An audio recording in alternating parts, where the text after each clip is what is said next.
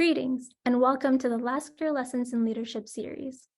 In this collaboration with the Lasker Foundation, International Biomedical Research Alliance, and the NIH Oxford Cambridge Scholars Program, we invite leaders in the biomedical sphere to share their journeys and discuss leadership opportunities, responsibilities, and strategies.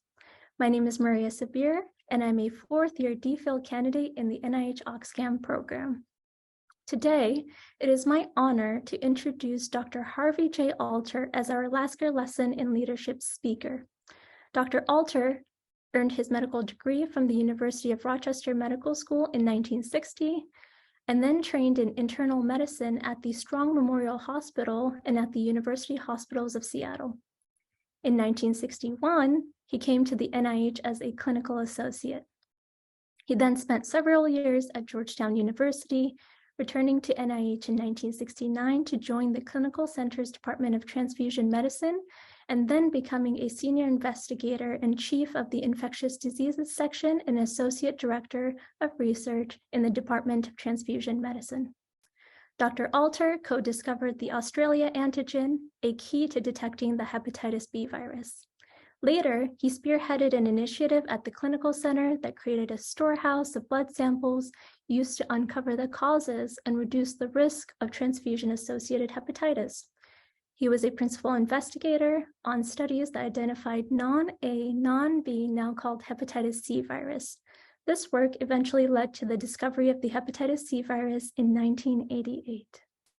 His work was instrumental in providing the scientific basis for instituting blood donor screening programs that have decreased the incidence of transfusion-transmitted hepatitis to nearly zero.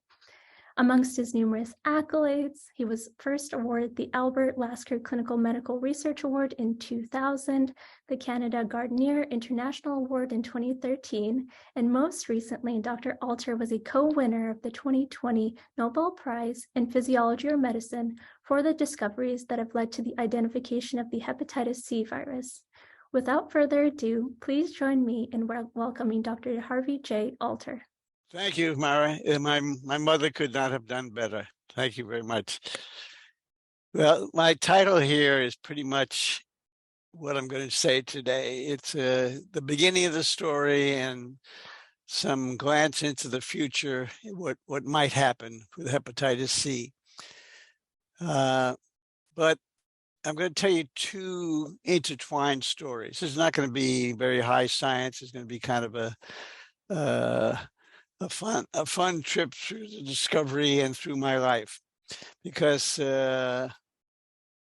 my story, my life, I think has lessons for young people, how failure can sometimes lead to success. And then I want to talk about the life and maybe the death of the hepatitis C virus. So I'll start with a short version of my life. I grew up in New York City shortly after, as we were coming out of the Big Depression. And at that time, food was still hard to come by, but I was able to manage as an infant. And then I knew I grew up near Brooklyn in New York, and it was a very tough neighborhood. And I had to join a tricycle gang. But early on, I already knew that I wanted to be a doctor. And this plan changed very little over my lifetime. This is a picture of me at age 13 when I got bar mitzvahed. And I show this picture because I want you to note the hair and the big pompadour in front, because this picture shows that I'm not really bald. I'm a hair donor. Now, I went to school in upstate New York, University of Rochester, school located on Lake Ontario. Because of the structure of the school, the location, it was very difficult, I found, to cut classes. But I had a great education as an undergraduate at Rochester, and then entered their medical school. And after 8 years, all of which were pretty good, I graduated summa cum tassel, and I stayed at Rochester as an intern, and then as a fellow, and not as a fellow, as a resident. And then came the first critical turning point in my life. I received this draft notice to report to Fort Dix. There was some crisis in Berlin at that time, and doctors who had been deferred from the drafts through their medical school and internship were easy prey when they got to their residency. And I was told to report to Fort Dix, New Jersey. I was given a subway token to get there, although that was an impossibility. But I had already applied to NIH. And with a lot of calls and help from faculty, I was able to come to NIH prior to the date of my draft notice. And somehow the Public Health Service took precedence over the Army. But I show this because had I gone into the Army, my life might have been fine. I probably would have been in Germany and had seen a lot of Europe, but I would have gone into clinical practice because that was my goal all along. I wanted to be a real doctor. I had no interest in research. But because I came to NIH, I had to come up with a research project. And the project I chose out of the air to look at the cause of transfusion reactions that might be due to inherited difference in serum proteins. And at that time, Bloomberg was at NIH, and somebody heard him speak. Somebody in the blood bank heard him speak and said, he's doing the same thing. He's using octolony agar gel plates to look for inherited differences in serum proteins. You should go see him. And I did. We set up a collaboration, which turned out to be very important. I don't have time to go through that hepatitis story, the first hepatitis story, but that led to the discovery of hepatitis B virus. We found an antigen called the Australia antigen, which turned out to be the surface coating of the hepatitis B virus. And Dr. Bloomberg, who carried this through to the elucidation of the link between hepatitis and the antigen, won the Nobel Prize in 1976. I won the right to talk about his winning the Nobel Prize. But I instead went to Georgetown University, did a hematology fellowship after training in Seattle. And then I applied for a practice position. And that was the second critical turning point, because I was rejected for that practice position. It was a very good position here in town. In fact, they are now my doctors, that same group. And I was disappointed, shocked, as this picture shows. But my boss at Georgetown, Dr. Rath, said, you can always go into practice. Why don't you stay here on the faculty? Which I did. So I went from fellowship to instructor in medicine, hematology. And after several years doing that, I lost my urge. I liked academia. I liked it, and I no longer wanted to go into practice. But then I got a little distressed by academia because I was seeing a lot of patients and doing a lot of teaching, and was nominally the head of hematology research. And I found those three hats were very difficult to carry. And I felt I certainly wasn't able to do much on the research end. It was just too busy. And then around in 1969, I got a call to come back to NIH to finish up the Australia antigen story. By that time, it had been recognized as part of the hepatitis B virus. And I jumped at that opportunity because I loved my NIH days before, and I wanted to be able to concentrate more on the research.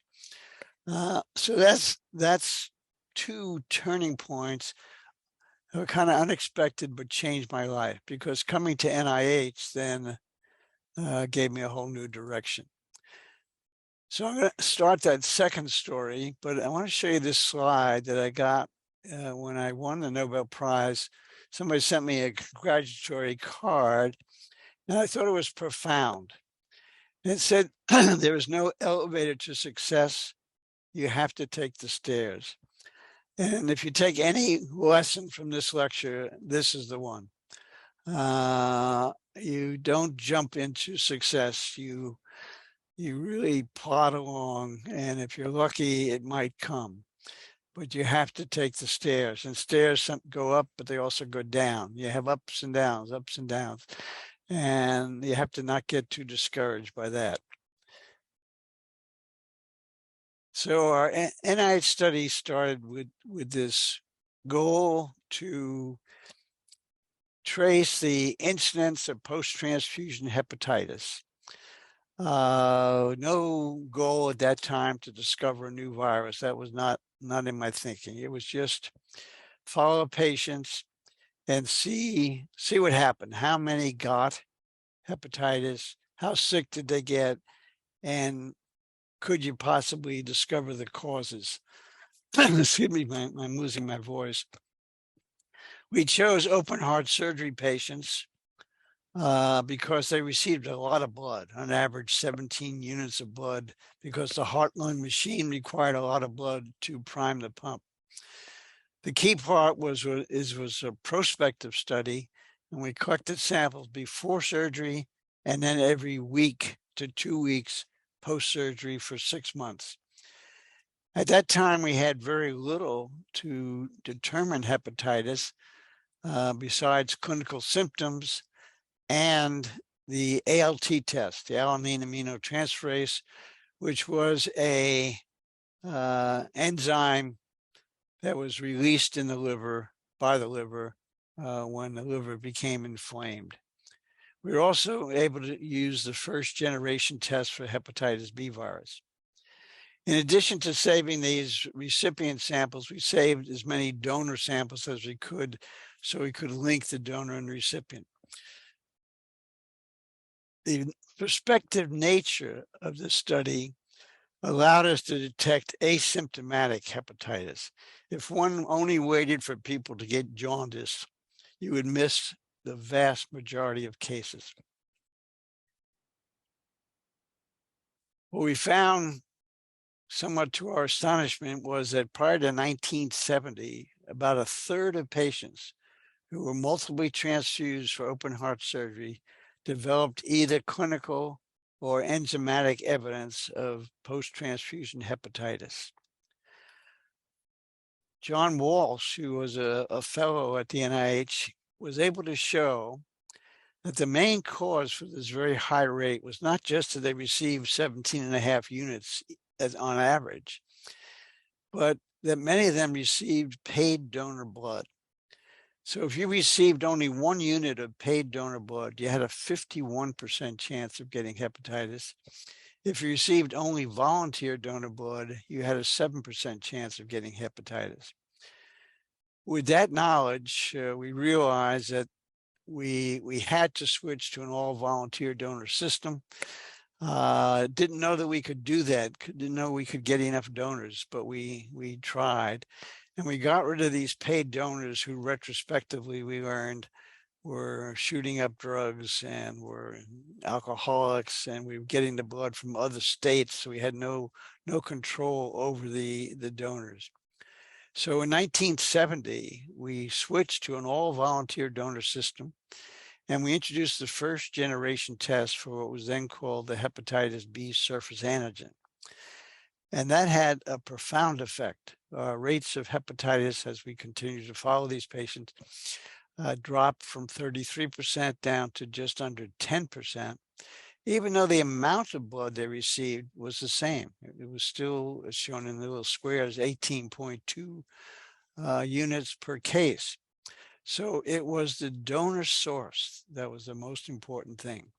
The hepatitis B testing helped some, but we could calculate it was really the switch in donors. And nothing we've ever done since that time had such a dramatic impact because we never had rates so high. In 1973, Abbott Laboratories developed a more sensitive test for hepatitis B surface antigen.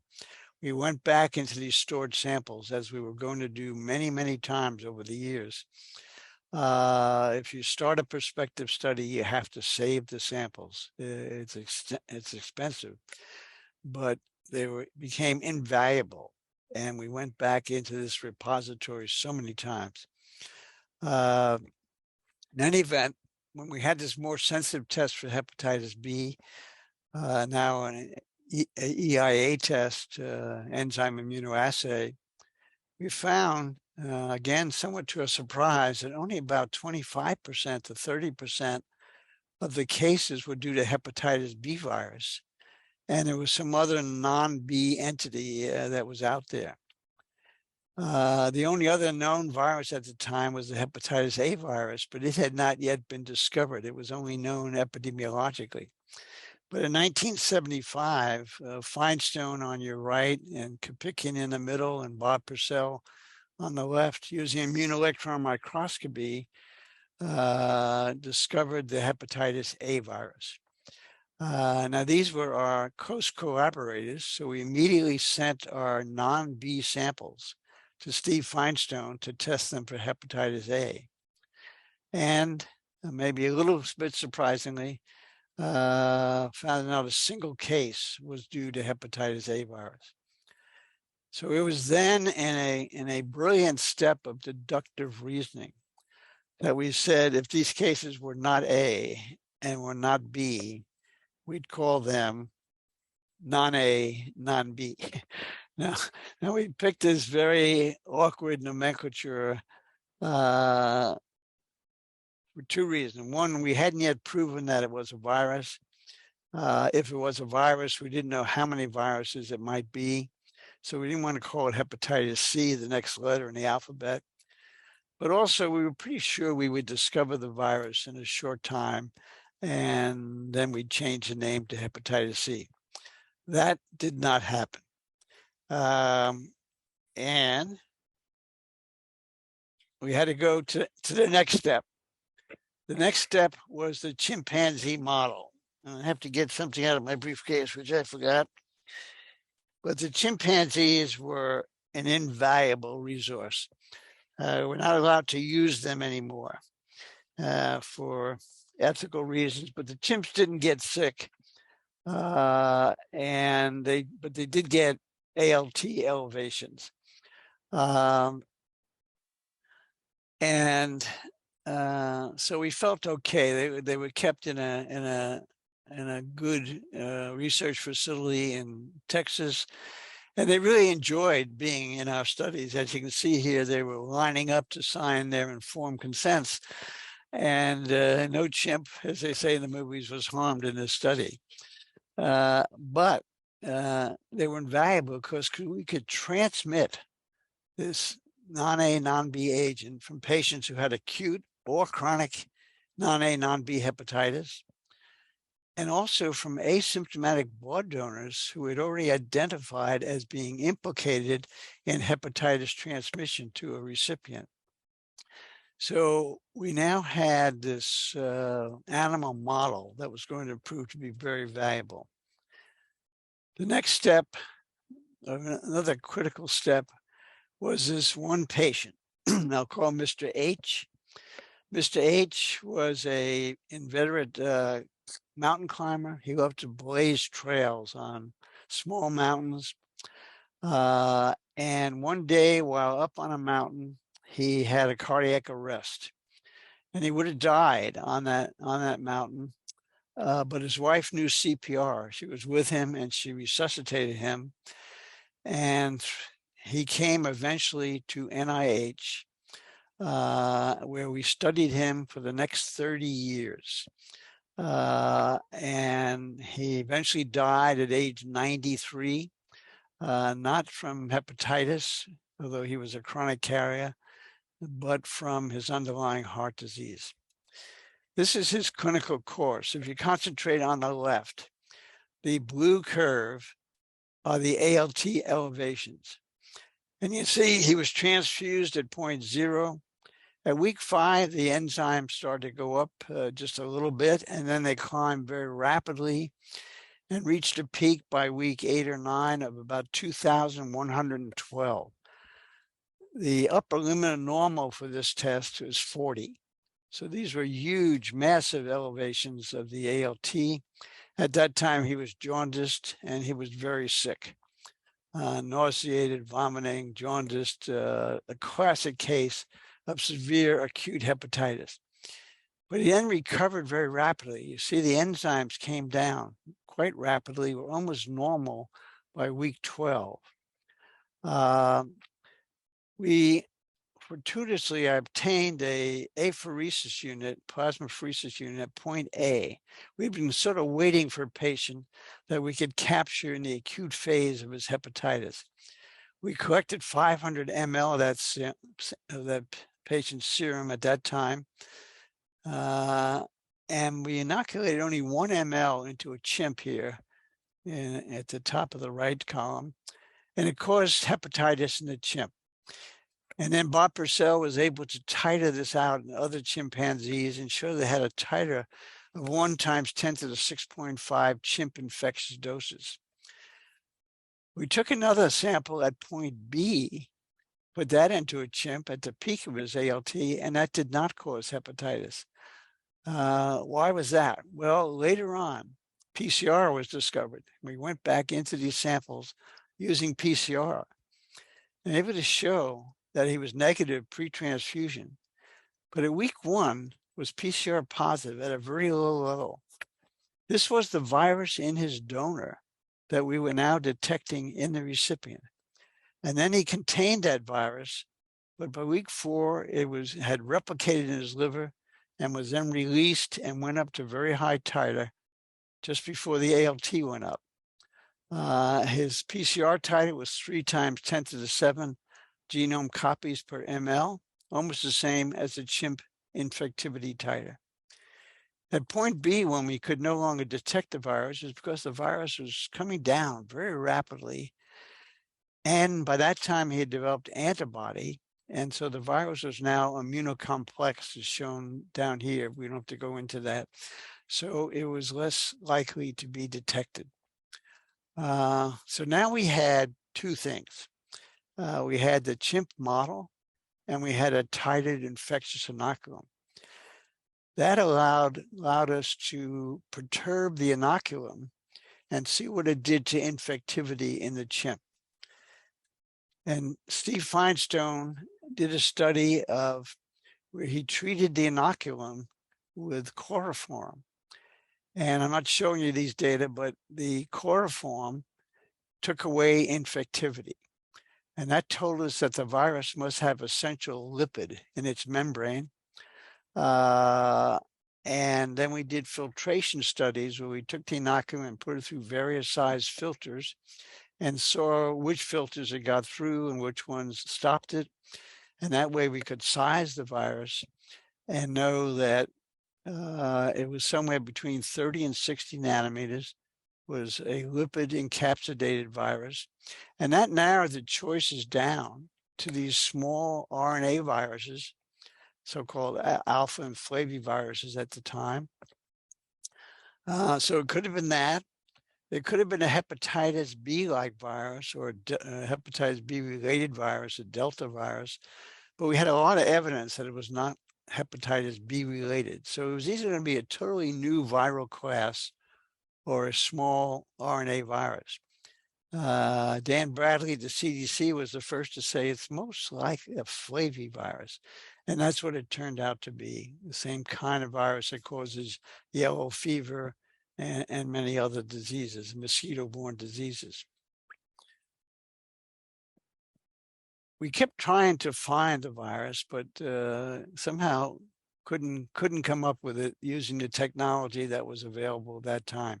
We used every immunologic technique that was there, but the amount of antibody and antigen was not enough to detect it. So we concentrated then on the patients. And this was a very important study that we did with the liver unit here at the clinical center. We biopsied 39 of these non-A, non-B cases and found initially on your left here that most of them had very mild to moderate hepatitis, including this group of so-called chronic persistent hepatitis. But 10% already had cirrhosis by the time we biopsied them, and 13% had what was called severe chronic active hepatitis that would eventuate into cirrhosis over time.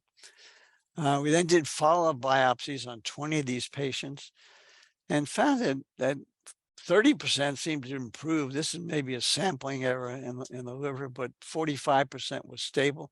So most of the patients had a stable, low-level infection, but 25% progressed to cirrhosis under our observation. So we then had 8 out of 39 patients, or 20%, who developed cirrhosis. And that number, 20%, excuse me, has stood up over time. Somewhere between 20 to 30% of patients with hepatitis C develop cirrhosis and can go on to end-stage liver disease and to hepatocellular carcinoma. Importantly, of these 8 patients, 3 died of end-stage liver disease. 3 others had very severe liver disease when they died of the underlying heart disease. So we now knew we had a progressive virus that could cause progressive fibrosis, could lead to cirrhosis, and could lead to death. But still, we had not identified the virus. So while this clinical severity was becoming very evident, we had no serologic or enzymatic or radioimmunologic or even early molecular tests. Remember, molecular biology really came out in the 1980s. And these cases were mostly in the 1970s. So it was very frustrating that we couldn't find this thing. And I wrote this poem of frustration called "I Can't See the Forest for the HbAgs." It went, "I think that I shall never see this virus called non-A, non-B, a virus I cannot deliver, and yet I know it's in the liver, a virus that we often blame, but which exists alone by name. No antigen or DNA, no little test to mark its way. A virus which in our confusion has forced us into mass collusion to make exist just by exclusion. But is it real or an illusion? Oh, great liver in the sky, show us where, tell us why. Send us thoughts that will inspire us. Let us see this elusive virus. If we don't publish soon, they're going to fire us." Well, this poem, which I presented at a national meeting, had a lot of effect, because sooner after, the Chiron Corporation, Michael Houghton and his group at Chiron Corporation in California, cloned this non-A, non-B agent using a new GT11 expression vector. They took known infectious material, extracted the RNA, they pelleted down the virus and then extracted the RNA. Then they reverse transcribed that into cDNA. They cut that up into fragments and then inserted that into this phage GT11 vector. The reason this vector was so important was that it not only allowed any virus, any genetic information to replicate, but also to express any protein for which it coded. So the phage were then used to infect E. coli, allowed to grow in E. coli. The E. coli were then lysed, and the lysates captured on filter paper. And then the group made another important assumption. They assumed that there would be antibody in some of these patients, even though no antibody had ever been found, because you can't find the antibody if you don't have the antigen. The story goes that they in the early 1980s, over a course of 6 years, they looked at 6 million clones with different various antibodies to finally find one clone that reacted with the samples from a patient. They then were able to take that clone, to re-express it, to grow it up, to get a small protein fragment from the clone, to then walk the genome and make a bigger antigen or protein, and then develop an antibody assay against that piece of the virus. And they also were able to change the name from non-A, non-B to hepatitis C, which they liked because it was Chiron Corporation and they had the C.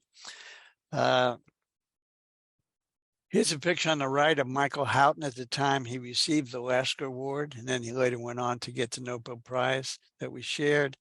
And on the left was Dan Bradley from the CDC, who was also instrumental in the Chiron discovery.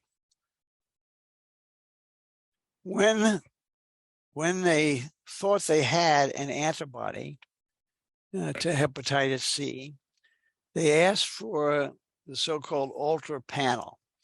This was a panel, a small panel that I had prepared that had stumped about 19 different laboratories who claimed to have a non-A, non-B test.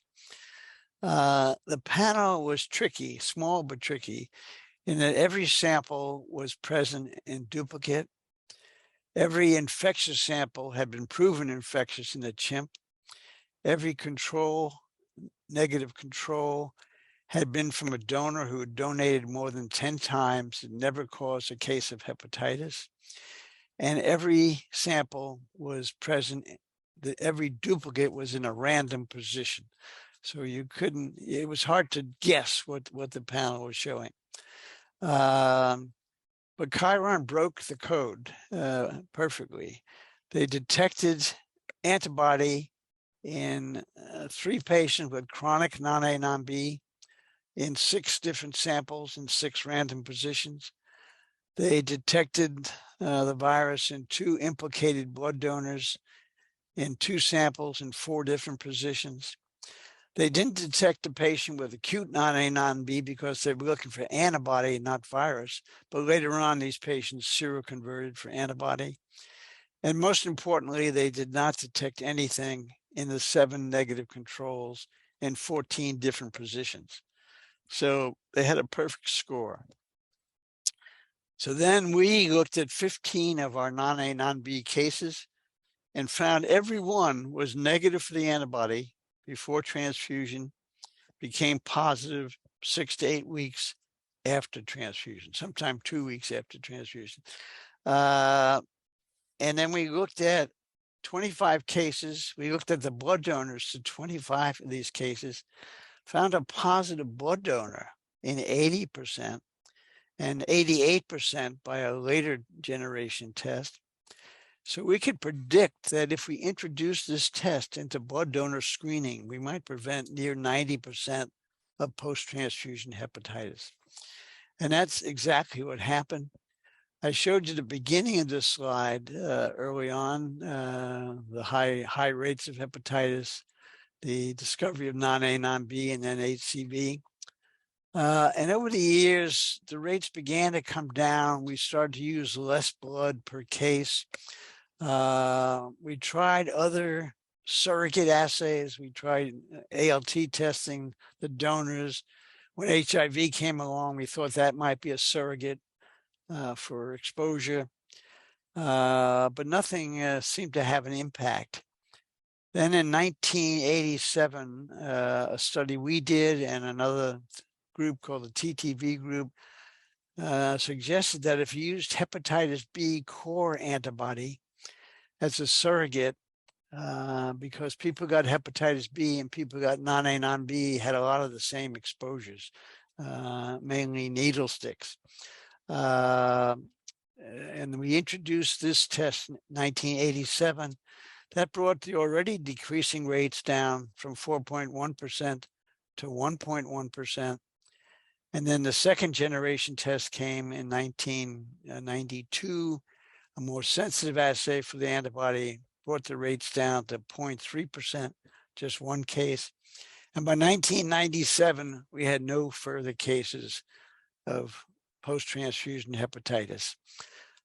Since that time, we followed another 1,000 patients looking just for molecular conversion to hepatitis B or hepatitis C. We haven't found a single case. So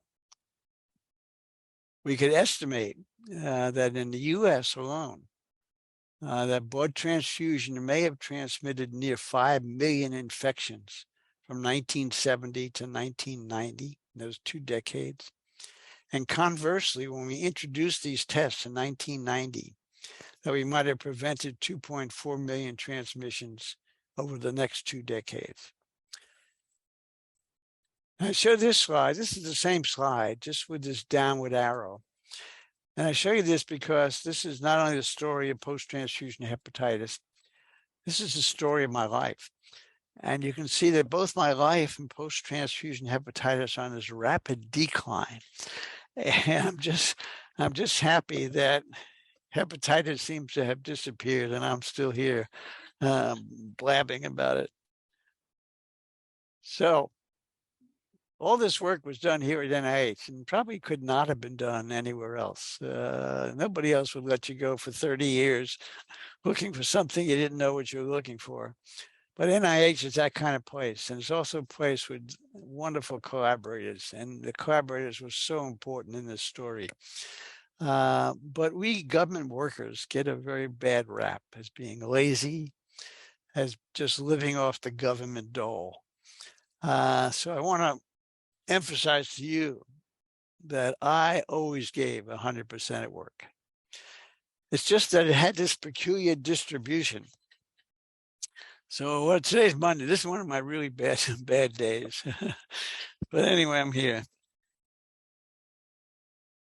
Now, as we studied these patients, we found they kind of broke out into 3 different classes.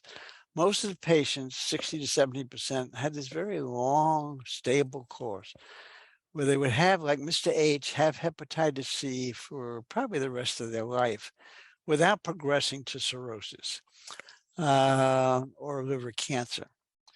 On the other hand, 20 to 30% had this severe progressive course where they got cirrhosis in 15 to 40 years. And a few got cirrhosis very rapidly, less than 5%. And we wanted to know why. What was the difference? You couldn't predict who was going to get severe disease at the beginning. They all had PCR positivity. They had enzyme elevations. Maybe they were a little bit higher in the severe progressors, but not so really, because you can see even the slow progressors could have very high ALT levels. And they all became persistently RNA positive and developed antibody. So we did a study with Patricia Farsi where we compared slow progressors with rapid progressors. The slow progressors, shown here in yellow, had this, like Mr. Hudson, had this rise after the transfusion. They went up to a high level and came down very rapidly, almost cleared the virus, but then had a secondary rise, and then it became chronic carriers. We found that these, well, let me tell you, the rapid progressors never had this early immune containment. They were kind of high level all the way through.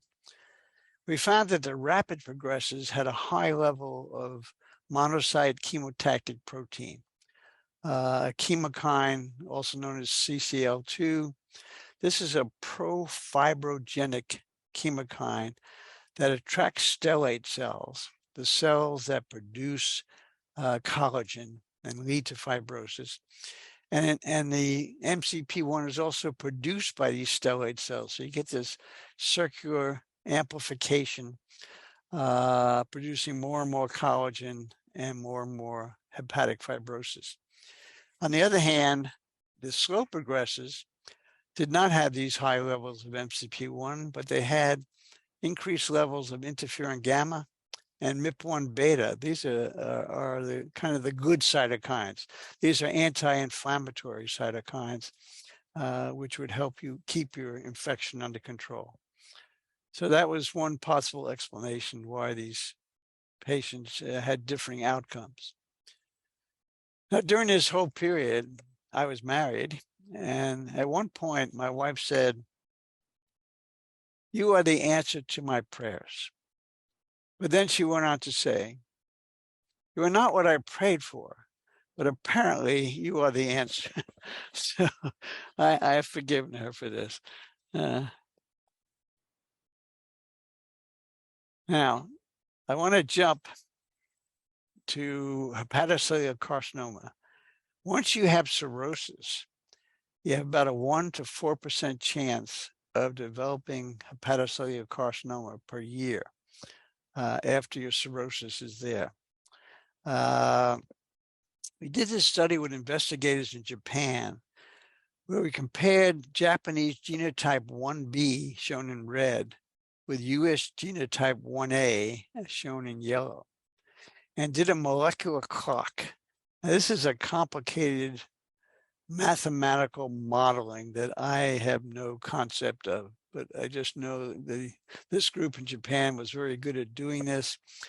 And this method allowed you to tell when a particular genotype of the virus diverged from some common ancestor, and then when it spread rapidly through the population. So you can see the Japanese genotype 1B first diverged in 1880, and then was stable, but began to rise and spread in the 1930s and 40s and up to the 50s, now is tapering off. In contrast, the genotype 1A in the US came in 1910 and then was stable until the 1960s and 70s and 80s, and is still continuing. So there's a 30 to 40-year difference between these two curves. And that's important because hepatocellular carcinoma is 8 to 10-fold more prevalent in Japan than it is in the US. And they've always told us that it's just because we've had the virus longer. And when you had the virus as long as we have, you will see these same high rates. And that has proven to be the case. It's a separate study that we didn't do. It was done by Dr. El Sarag at Houston, where he looked at hepatocellular carcinoma incidence in the US in the late 70s versus the late 90s, and showed a 3-fold increase over that time span. And all of it was due to hepatitis C, shown here on the right, not to B or not to other causes. And they assumed at that time that if there were no changes in the standard of care, that the total number of patients with advanced liver disease and with hepatocellular carcinoma by 2029 would be 4-fold higher than it was in 2009. Well, and that would have happened, and this curve would have continued to go up. But fortunately, there's been a major change in the standard of care. So as we've gone just from using plain interferon to interferon plus ribavirin to pegylated interferon, getting incremental increases in sustained virologic responses. This is disappearance of the virus 6 months after you stop treatment. This is tantamount to cure. Now we have so-called direct-acting antivirals, drugs that are specific for different enzymes in the hepatitis C virus, for the polymerase, for the replicase, for other enzymes. And now we can cure 95 to 98% of patients with hepatitis C. In many studies, it looks like 100%. So this is the end of the beginning, the end of post-transfusion hepatitis, the discovery of hepatitis C, and the ability to eradicate hepatitis C using these new direct-acting antivirals. So you could ask, could this be the beginning of the end? Well, that depends. on whether you see the glass is half full or half empty. Oop, supposed to be a picture of the glass there. Well, somehow that got lost. But anyway, if the glass is half full, with cure rates now approaching 100%, you could say that from this time forward, once HCV infection is identified, no one should develop cirrhosis or any of the hepatitis C sequelae, particularly hepatocellular carcinoma. But if the glass is half empty, there are impediments to this rosy picture, because it's estimated that throughout the world, we've only identified 20 to 40% of HCV carriers. So there's a huge number of people out there who still don't know they have hepatitis C, these asymptomatic chronic carriers. Also, there's been poor access to treatment, even among known carriers early on. In the late 1990s, only a minority got treated with these direct-acting antivirals, even though that proportion now is increasing nicely because insurance companies have figured out that it's cheaper to pay for the drug than it is to treat cirrhosis and liver cancer later on. But the cost of drugs has been the other impediment. These treatments started costing $84,000. And that prevented the cure of many, many, many people. So cure was no longer constrained by science. We had the drugs, but it was really a matter of dollars. But the cost has come down. And now, even in the US, the cost is still high, about $20,000. But in other countries, it's come down much more. So the trick to eliminating hepatitis C is you have to do massive global screening. You got to test asymptomatic people because they're the ones that are carrying it. And you have to use rapid assays so you can test them right on the spot. You know if they're positive or not right away. And then you could immediately deliver the drugs before you lose the patient. You can deliver it later, but the ideal is to give the drug the first month or two of these oral therapies. These are oral therapies. They have virtually no side effects. It's just a miracle drug. But to make this happen on a global scale, you've got to have the political and the corporate and the moral will to make it happen. You have to really want it, and each country has to really want it. So even here in the US, we have many untreated, millions of untreated chronic carriers, and we have no program to test everybody. But Egypt is the poster child for how this can be done. Egypt had infected a lot of their population with hepatitis C many years ago because they gave out schistosomiasis vaccine that turned out to be contaminated with hepatitis C. So they caused many cases.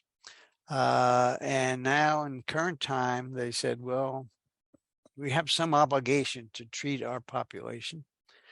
And how are we going to do this? So the president of the country, El-Sisi, said, we're behind us. The government is going to be behind us. They got a company, an Egyptian company, to deal with the patent holder, Gilead, the patent holder of the drug, and get permission to produce the drug in Egypt. And they were able to make the drug for $3 for a 12-week course. At that low cost, they were able to sell the drug to the country at $10. At $10 a person, the country could afford to treat everybody free. And they had enough infrastructure to go around and test millions of people. And then if they found the people were positive for the virus, they treated them to cure.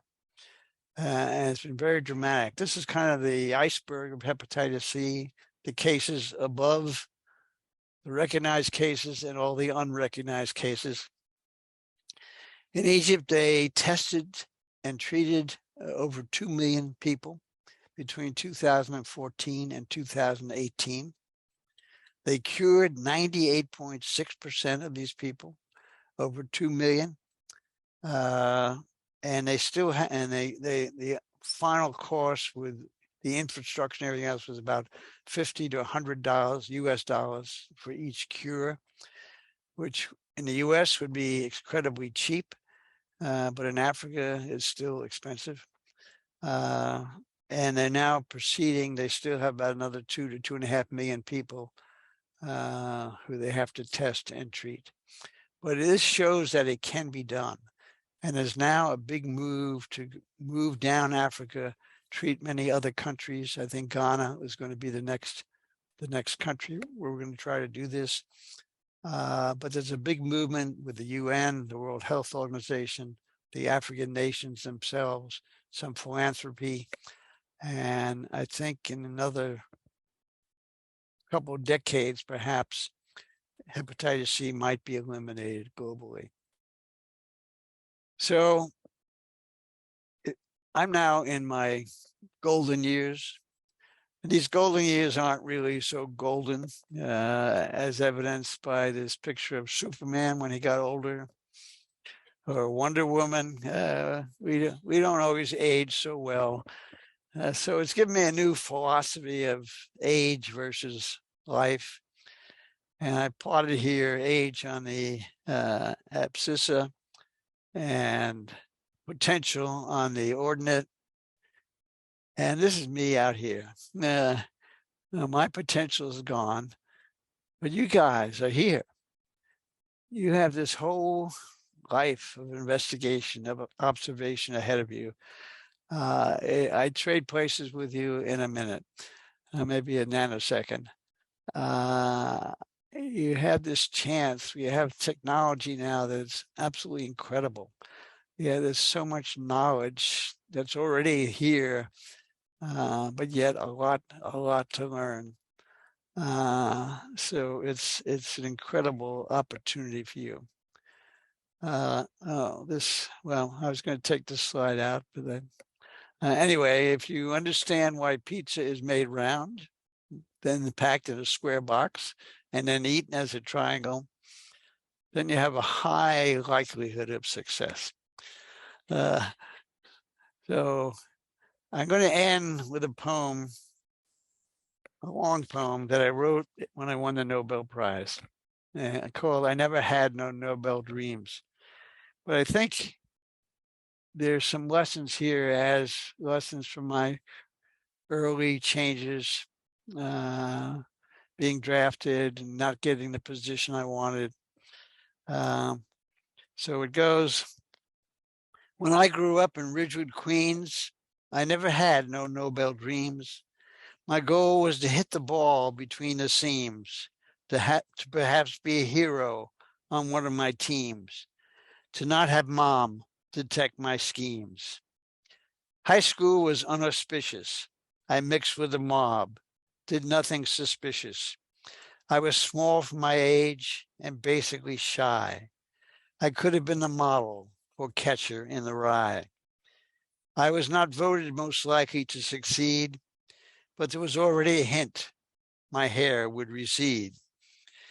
When I graduated high school, I gave no speeches.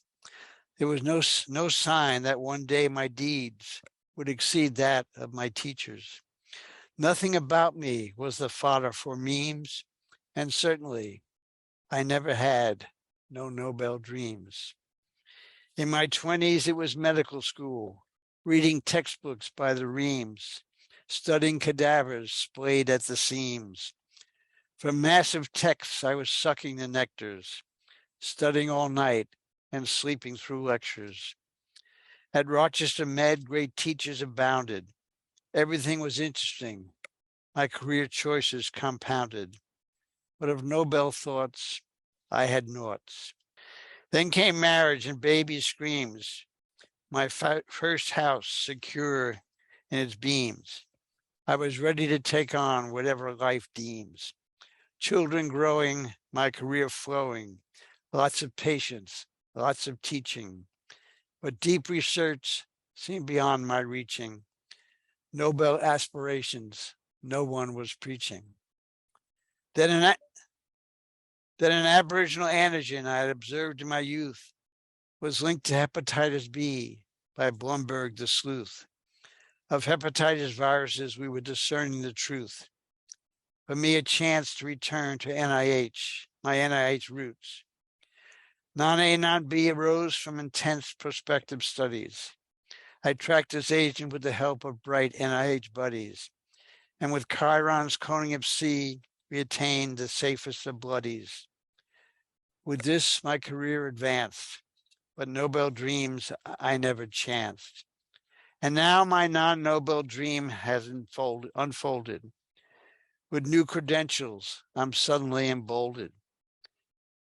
1,000 congratulatory emails my computer uploaded. But for Nobel aspirations, I'm not truly molded. I expect any day Karolinska will have annulled it.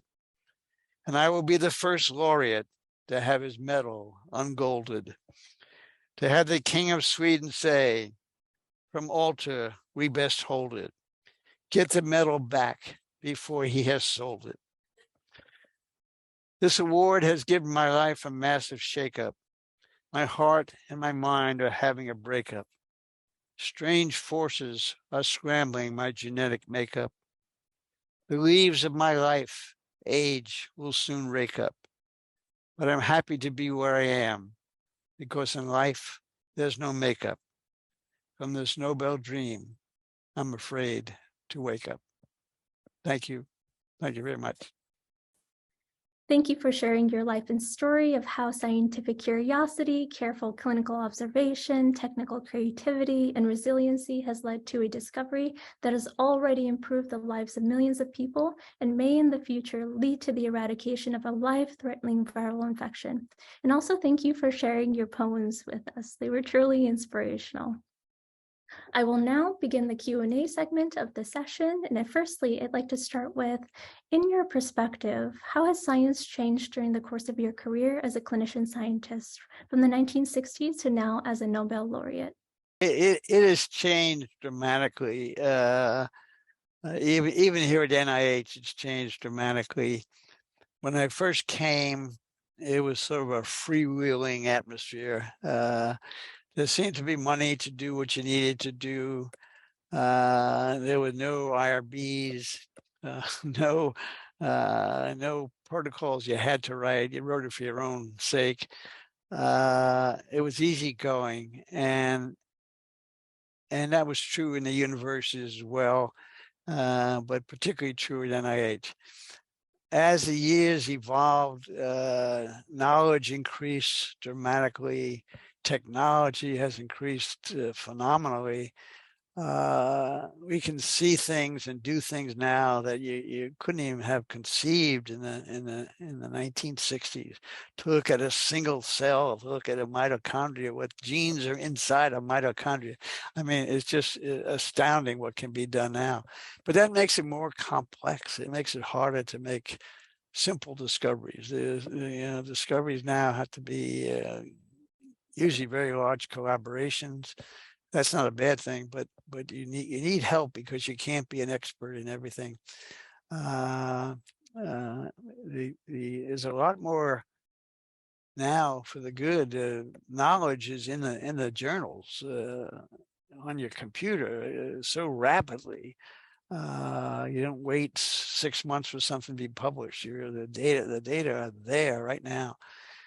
Meetings have become more sophisticated. Students present these beautiful lectures now with beautiful PowerPoints that used to be little hand-drawn lantern slides.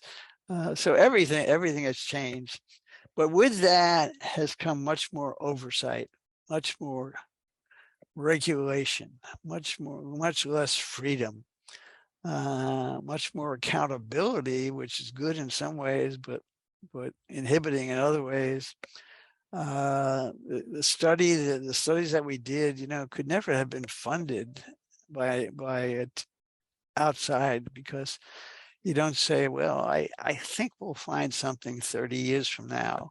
uh, we're just going to look at this little piece to get continuous funding over 30 years. You know, only the great geniuses might get that.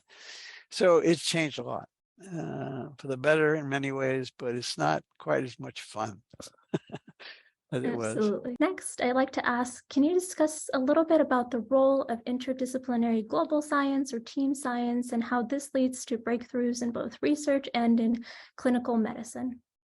Absolutely essential. I was lucky to collaboration is one of the things you have to, you can't do it alone. Rarely can you do it alone anymore.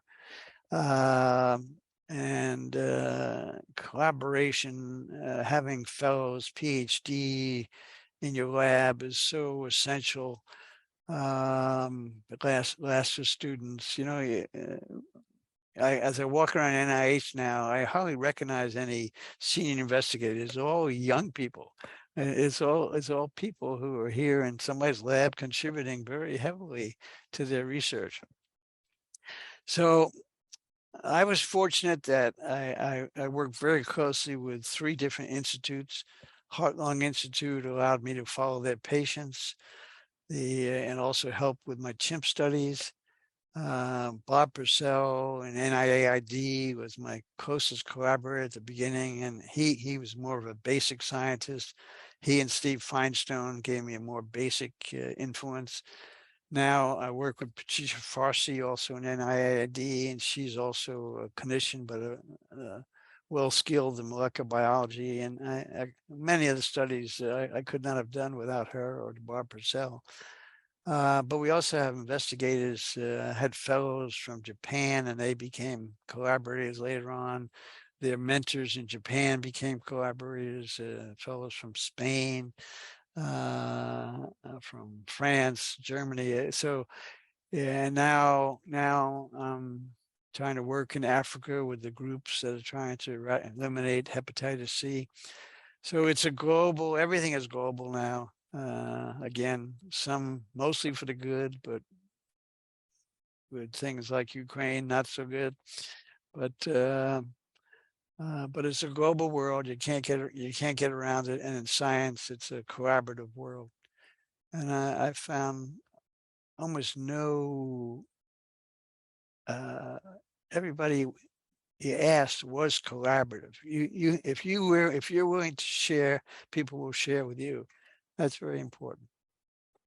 Thank you again for sharing that with us. And my next question is sort of what is the role of mentorship, both in having mentors and being a mentor in your scientific career? Well, I had, I think, 3 major mentors. The first was Dr. Bloomberg, who got me into the hepatitis field. But he taught me persistence.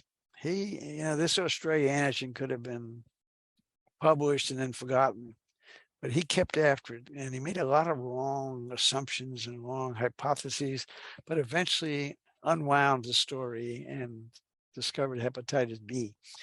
So he was my first mentor. Bob Purcell, although he was a contemporary, was so smart and knew so much more than I did. And Patricia Farsi, they're my collaborators, but they're also my mentors. At Georgetown, I had Dr. Rath, a hematologist, who taught me a lot about life, mentored me on how to deal with patients and not the research part, but how to be a doctor. And although I'm not in clinical practice, I remained a doctor, and all my studies have been patient oriented. So those 3 people have been very, very important to me. Yeah. And you will find somebody, you have to find a good mentor. That's the starting point, because you can't start out with a great project. You start out in somebody else's lab and you get into their work, but then find your own niche and move from there. But you need that mentor, and it may not be in the first lab you go to, maybe your second lab, but you find somebody that you respect and somebody that really has your interests in mind. That's the key. You young people can be used just for their hands, but mostly they're used now for their mind and their hands. And the collaborations are terrific. So I've enjoyed mentoring. I don't know. I had fellows that from many countries that I think have gained from their experience with me. I've had fellows here from the U.S. May or may not have gained from me. I'm not so sure, but all my fellows became my friends. We still communicate, and that's been very nice for me. And I enjoy doing these kind of lectures to young people. Well, we're grateful for you for doing these lectures. And then my last question is, what are some pieces of advice you would share with young scientists who are just burgeoning their scientific journeys? You know, I had this great slide that, oh God, let's see. I don't know if I can pull it up. Well, somehow my last couple of slides got mixed up. Yeah, I'm giving another lecture tonight. I think I put some things in the wrong place. But I think for young people, the key is to have interest. I had a slide of showing wonderment. Get excited about the things you see. Get involved. You know, when you make an observation, what does it mean? My studies have all been observational, very different from basic lab work, which is great, but a different approach. But when you observe something and you don't quite understand it, read about it, learn, talk to the patient more, really get involved. And if you're doing research, you know, pursue. I learned from Blumberg, you pursue something that you find until you prove it has no meaning, no good meaning. But once in a while, you'll pursue something and you'll find that it really is some little thing that turns out to be a big thing. You have to be lucky for that to happen. But so be interested, be engaged, be persistent. Got to work hard. There's no easy, remember the steps. There's no easy success. You have to work hard. We already talked about, you got to be collaborative. Share. Don't be selfish with your materials or with your findings. Share them. Then you get a lot back from your collaborators. Those are really the main things, I think, to the real lesson is in science. I think, you know, science is such an intrinsically interesting field. Medicine, I think, is maybe the most interesting, but it could be anything. It could be physics, could be engineering, could be any science. Always has questions, always has something you don't understand, always has something that maybe you could figure out. But whether you figure it out or not, it's still interesting. And now you look at what's going up in the heavens and what we're discovering in the galaxies. It's all so interesting. So you'll enjoy your life. It'll be hard. It'll be hard, but you'll enjoy it. And I think that's the most important thing in work, is to enjoy what you're doing. I don't think I ever dreaded coming to work. Thank you for sharing those salient pieces of wisdom that we'll carry with us. We extend our deepest gratitude to you, Dr. Alter, for being our Lasker Lessons in Leadership speaker for April 2023. I also want to thank you for allowing us trainees to stand on the shoulders of giants such as yourself. Thank you. Good questions. I enjoyed them.